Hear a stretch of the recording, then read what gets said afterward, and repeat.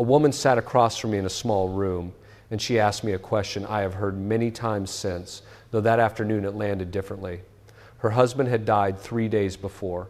She was not asking out of curiosity, she was asking because she had already signed the paperwork. The cremation was scheduled for the following morning. "Father," she said, setting her hands flat on the table, "when they put him in that fire, does he feel it?" I want to sit with that question the way she sat with it. Not run past it, not offer a quick assurance and move on. She deserved an honest answer, and so do you. Because the question she was really asking is, one, the church has been answering for 2,000 years, and in the last 60 years, much of that answer has gone quiet. My name is Chad Ripperger.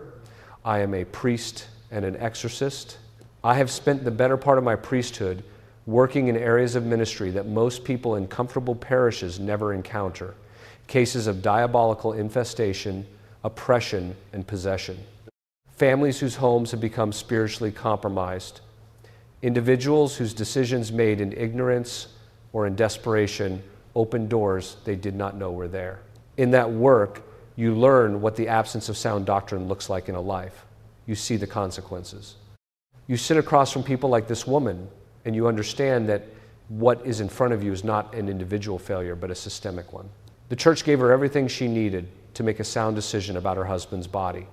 Nobody delivered it to her. Her name, for the purposes of this account, was Margaret. She was 62 years old.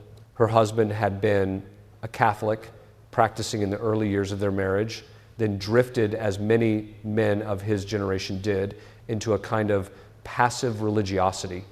He attended Mass at Christmas and Easter. He remembered the prayers. He kept a rosary somewhere in the house, though she was not sure where it was now. He had not been to confession in, by her estimate, perhaps 15 years. He had not received the Eucharist worthily in perhaps the same span. He died of a cardiac event, sudden, without any warning, in the kitchen of their home on an ordinary Tuesday morning. She found him. She called 911. She called the parish.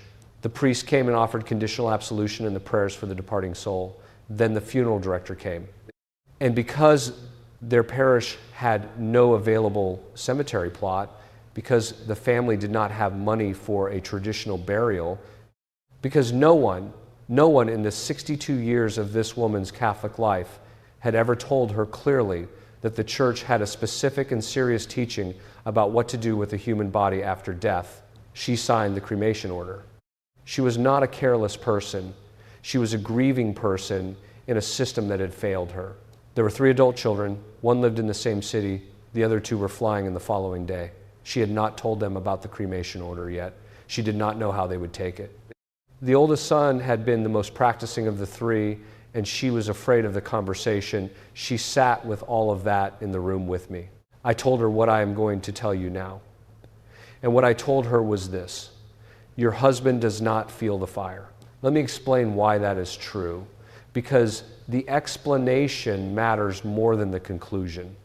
And the explanation contains within it everything you need to understand about what the church actually teaches and why she teaches it. Thomas Aquinas, writing in the Summa Theologiae in the 13th century, treats the nature of the soul with a precision that has never been surpassed.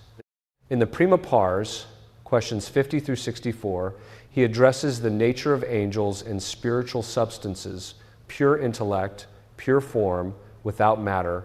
In questions 75 and 76, he turns to the human soul specifically. And what he says is the philosophical key to the entire question Margaret brought me.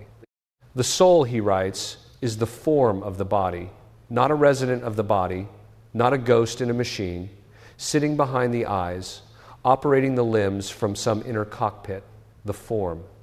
The animating principle that makes this particular arrangement of matter a living human body rather than an arrangement of tissue and chemical process that merely resembles one. The soul does not merely inhabit the flesh. It constitutes the flesh as living. Without the soul, there is no human body. There is only remains. At the moment of death, that union is broken. The soul separates from the body. The body, once the union is dissolved, is no longer the living person. It is the remains of the person. It is what we rightly call a corpse, and the soul at the very moment of its separation faces what the church calls the particular judgment. immediately. Not after the funeral, not after the family has notified everyone, not 3 days later when the priest finally makes it over to the house. Immediately upon death, the soul stands before God and receives its particular judgment, heaven, hell, or purgatory. The verdict rests entirely on the state in which the soul departed, the state of its conscience, the state of its charity, whether it died in the friendship of God or outside it, what it carried into that moment, and what it had not yet addressed. Aquinas is careful on this point in a way that matters practically. The body after death is not abandoned by God's interest. It remains a human body in a meaningful sense, not in the sense of being alive, but in the sense of being destined for resurrection. It is the matter that will be raised. But it no longer has a principle of experience. It cannot hurt. It cannot sense. It cannot suffer. Whatever fire does to it, it does to matter not to a person. So when Margaret asks whether her husband felt the fire, the honest theological answer is no. The soul is not in the body anymore. It is already before its judge. The body lying in the funeral home or lying in the cremation chamber is not experiencing anything. It cannot experience. It has no form, no animating principle, nothing that would make sensation possible. It is matter awaiting its final transformation, the transformation the church calls the resurrection. But, and here's where I need you to stay with me closely, because this is where the real question lives. The fact that the soul does not feel the fire does not mean the body is unimportant. It does not mean cremation carries no theological weight. It does not mean a Catholic can make this decision casually, the way one chooses between a pine or oak casket. The body is sacred. It will rise. And how we treat the body now is a statement of what we believe about that rising. I want to return to Margaret's kitchen for a moment. She had cleaned the floor before calling me, not because she was covering anything up, and not because she was in denial about what had happened, because she was the kind of woman who, when something was broken or spilled or wrong, got down and cleaned it. She had washed the floor, made coffee she never drank, put the cups away. When I arrived, she was sitting at the table with her hands folded, and she looked up and said, in a voice that had no particular emotion left in it, "I don't know what I'm supposed to do now." She was not asking about paperwork or the sequence of calls she needed to make or whether his clothes needed to go to a brother or to a thrift store. She was asking something older and deeper, something that people have been asking over their dead since the first death in the world. What do I do with the body? What does it mean that this is all that is left? The church has always answered that question with burial, with the specific, intentional act of laying the body in the ground and committing it there to await the resurrection. The body is not merely matter. The body is the instrument through which this particular soul received the sacraments.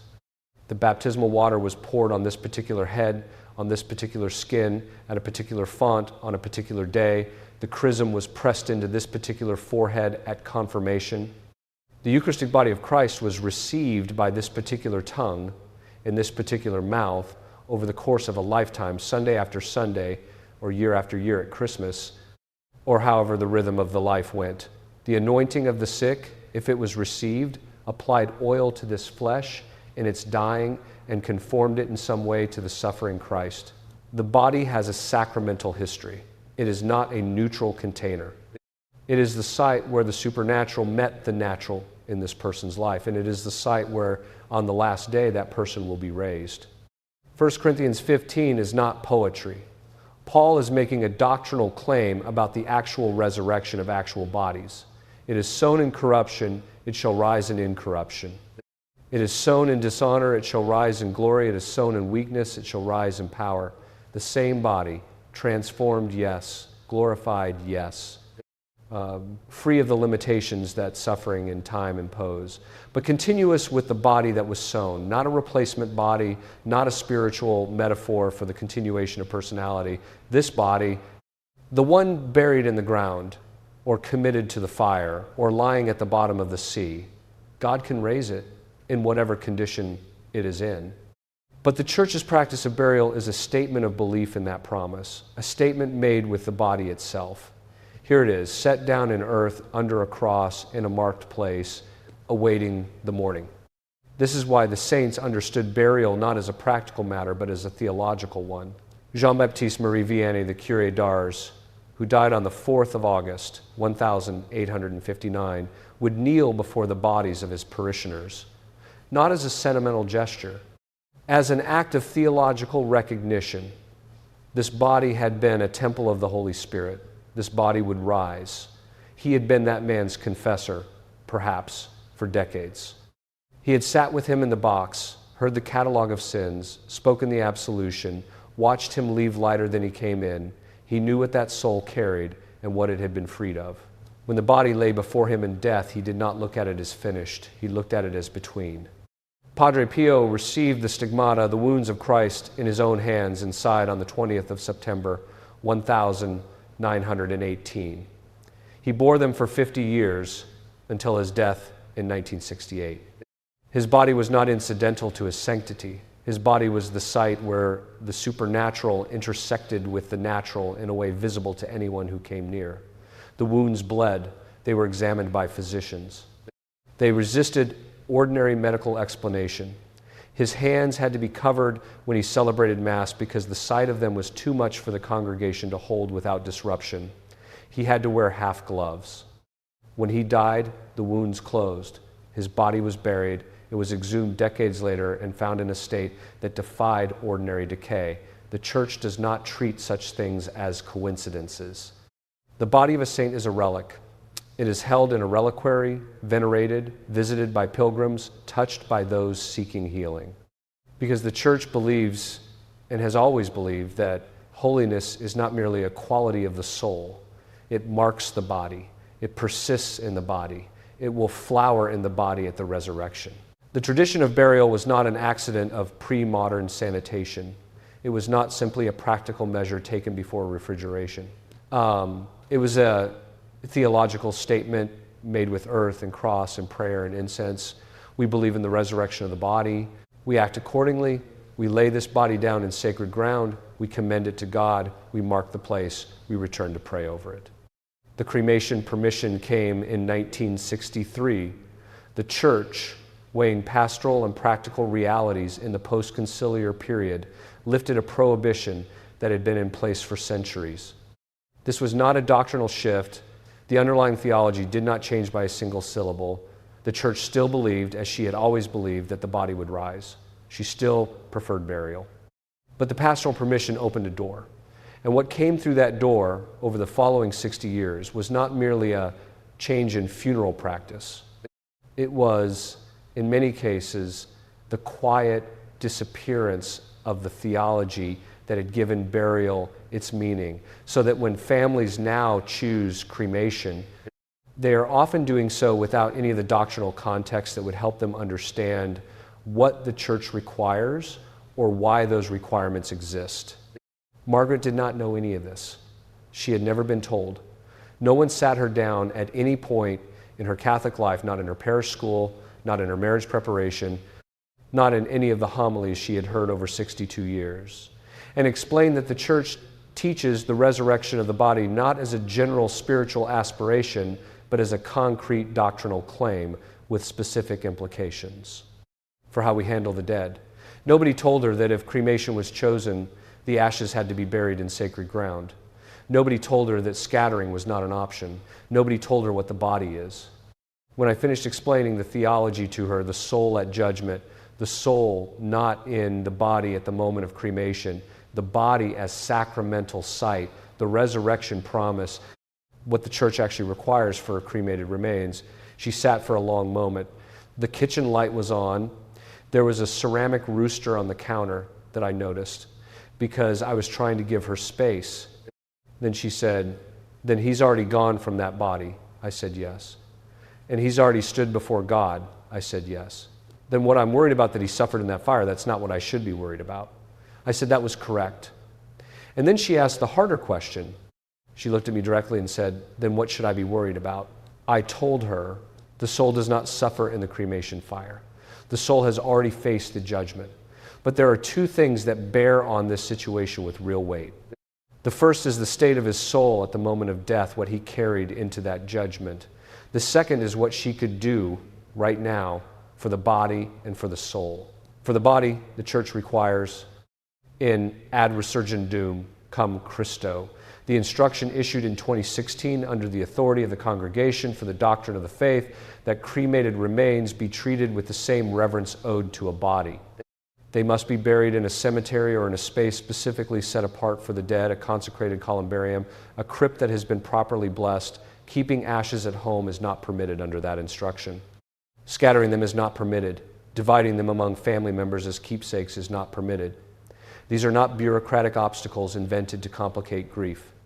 They are the Church's continued insistence, even after the fire, that this matter belongs to a person who will rise.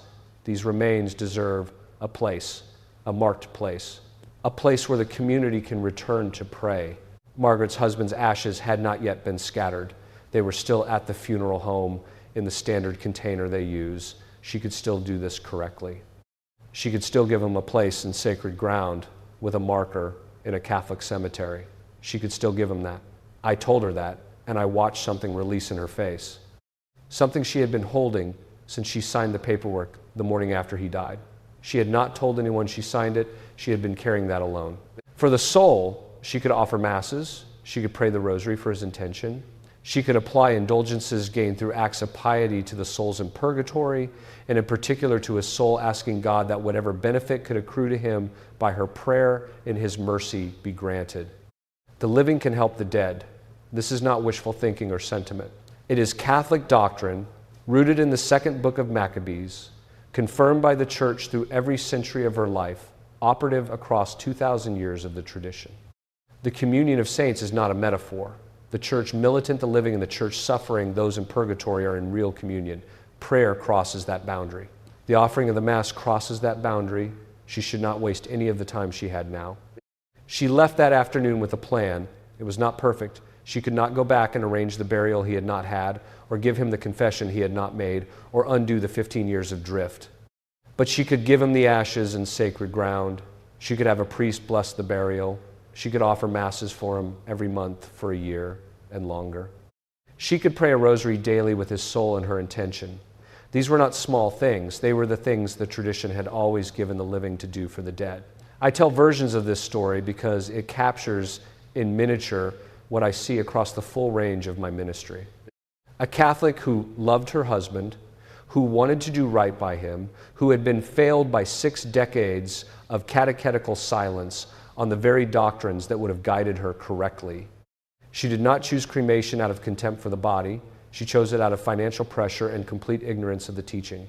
And the Church, in her current pastoral condition, at least in her ordinary expression in the parishes of the West, had not found a way to reach her before the papers were signed. That is not Margaret's failure. That is a structural failure. And it has spiritual consequences that reach far beyond the funeral home. Let me describe that failure with the precision it deserves, because I think vague gestures toward decline are less useful than an accurate account of what actually happened. After the Second Vatican Council, which ran from 1962 to 1965, the Church in the West underwent a rapid transformation of her catechetical and liturgical life. I am not attacking the council itself. I am a priest of the Church, and the Church is not the problem. What happened in the decade following the council is something distinct. The wholesale dismantling of the preconciliar catechetical infrastructure, the shift away from systematic doctrinal formation, the collapse of practices that had maintained a thick network of Catholic culture across generations, and the replacement of that network with something lighter, more informal, and ultimately less capable of transmitting the tradition intact. The consequences of that transformation are visible now, 50 years later, in what people know and do not know. One of the most significant casualties was the doctrine of the resurrection of the body. It is in the Creed. We say it at every Mass. I believe in the resurrection of the body and the life of the world to come. But for many Catholics today, this is not a vivid operative belief that shapes how they think about death and burial. It is a phrase. The operative theology of death for many Catholics now runs something like this. The soul survives. It goes somewhere good if the person was basically decent. The details are in God's hands. The body is not part of the picture. It is matter. Matter returns to matter. What difference does it make? It makes all the difference. Because the body is not ordinary matter. It has been sealed with the cross. It has received the sacraments. It belongs to a person who will rise in it. To treat it as ordinary matter, to scatter it, to divide it, to keep it on a mantle between a photograph and a candle, is to act as though the resurrection is a metaphor. As though 1 Corinthians 15 is spiritual encouragement rather than doctrinal teaching. Simultaneously, confession collapsed. I do not mean confession became merely less frequent as a statistic. I mean that for enormous numbers of Catholics, the operational connection between mortal sin, the state of the soul, and the necessity of sacramental absolution broke down entirely. John's Gospel, chapter 20, verse 23, whose sins you shall forgive, they are forgiven them, and whose sins you shall retain, they are retained. Christ spoke these words to the apostles on the evening of the resurrection. He breathed on them. He was not offering them a counseling role. He was transmitting a power, the power to loose what was bound in sin, so that the absolution spoken by a priest in the confessional is not the priest's opinion, but the action of Christ through his instrument.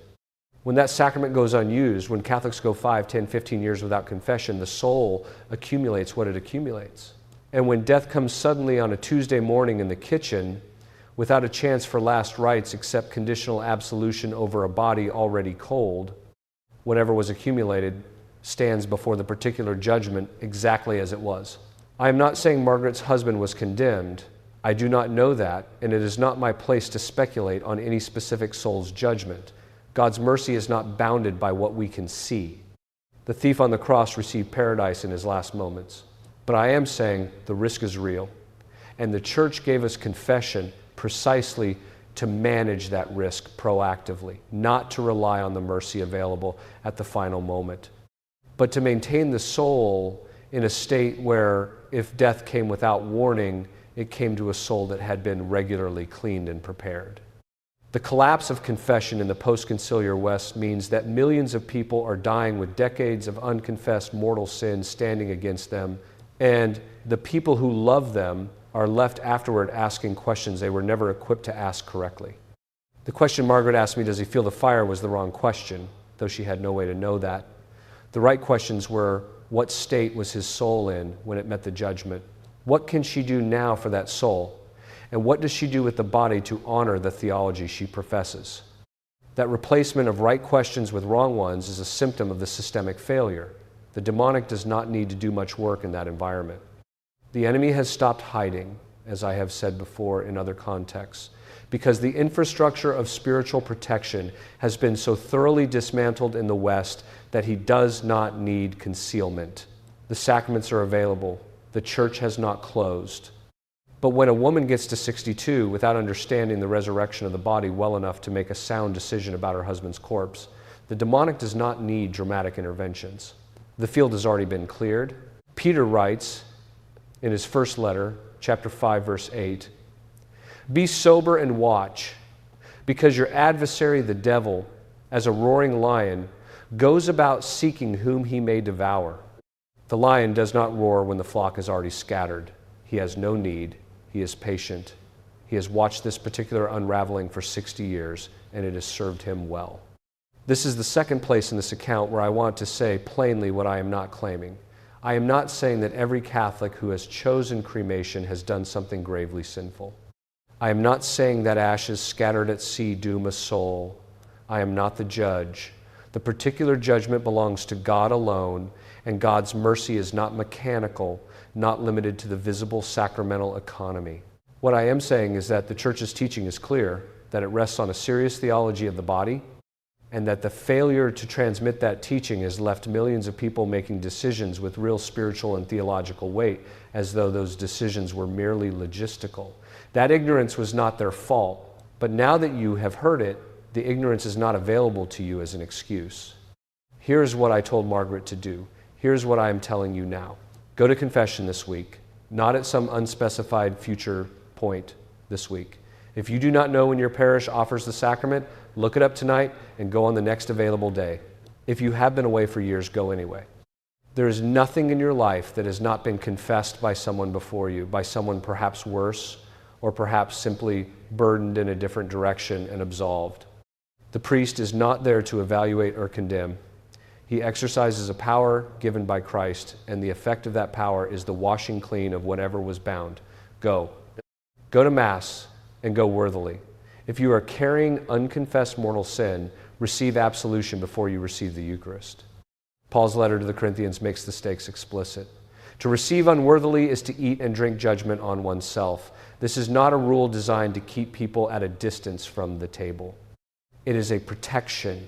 The Eucharist is the body and blood of the Lord under the appearances of bread and wine. It is not a community gesture. It is not a symbol of belonging. It is what the Church says it is. Receive it accordingly. Have your home blessed by a priest. If you can find a priest willing to use the traditional form of the blessing, the older, more thorough rite, request that one. Hang a crucifix in every room of your house. A blessed crucifix is not wall art. It is a sacramental, a physical object that, through the Church's formal blessing, carries spiritual power in the space it occupies. The Church is a material religion. She has always used matter to carry grace, because the Incarnation established that God works through matter. Use holy water. Get a supply of it from your parish. Bless yourself and your family when you enter the house and when you leave it. Consecrate your family to the Sacred Heart of Jesus and the Immaculate Heart of Mary. This is a formal act said aloud that places your household under their protection and care. It is not complicated. You can find the act of consecration in any traditional Catholic prayer book. Do it as a family. Make it a dated event your children remember. Pray the Rosary daily, not occasionally, not when you remember, daily. The Rosary is the structured contemplation of the mysteries of Christ's life, death, and resurrection, offered through the intercession of Mary. Fatima, 1917. Whatever your assessment of the full apparatus of private revelation, ask for this specifically and with urgency. The tradition is nearly unanimous in calling the Rosary one of the most powerful weapons available to an ordinary Catholic. Use it. Offer masses and prayers for your dead. If you have family members who died outside the sacraments or who died having been away from the Church for years, offer masses for them. Not one mass and done, many. Give the priest a stipend and ask for masses offered specifically for that soul. Pray the Rosary for them. The living can help the dead through prayer. This is the tradition. Maintain it. On the matter of burial, make a decision now while you are living and clear-headed about what you want done with your body. If you are able to afford a traditional burial, arrange for it. Pre-plan it. Tell your family. If genuine economic necessity makes traditional burial impossible, understand the requirements precisely. Cremation is permitted. But the ashes must be buried in sacred ground, a Catholic cemetery, or a properly consecrated columbarium. Not the ocean, not a garden, not divided into a set of small containers for each child to keep. Sacred ground, a marked place, a place where someone can come to pray. Arrange for this in advance. Do not leave it to a grief-stricken spouse in a moment of decision, like Margaret, who had no framework for the choice she was making. Find a spiritual director, a priest who knows you over time, someone you can see regularly, not only in emergencies. A confessor and a spiritual director are different, though the same priest can serve both functions. What a spiritual director provides is ongoing attention to the trajectory of a soul over years. Whether you are growing in virtue or drifting, whether the habits you are building are sound, whether your prayer life has any structure. This kind of accompaniment is ancient. It is what monasteries provided. It is what the great confessors of the tradition, Vianney, Padre Pio, provided to the people who sought them. Seek it. And form your children in all of this. Do not wait for a parish program to do what the home must do. A parish program is an hour a week at best, and it teaches into a vacuum if the home does not reinforce what it offers. Children who grow up in a home where the body is spoken of as sacred, where the dead are prayed for by name at the dinner table, where confession is a regular practice rather than an emergency measure, where the Rosary is said in the living room on Tuesday nights as an ordinary thing, those children have something. They have a framework. They know what death is. They know what the body is. They know what the sacraments do. And when the world comes at them with the message that matter does not matter, that the body is a temporary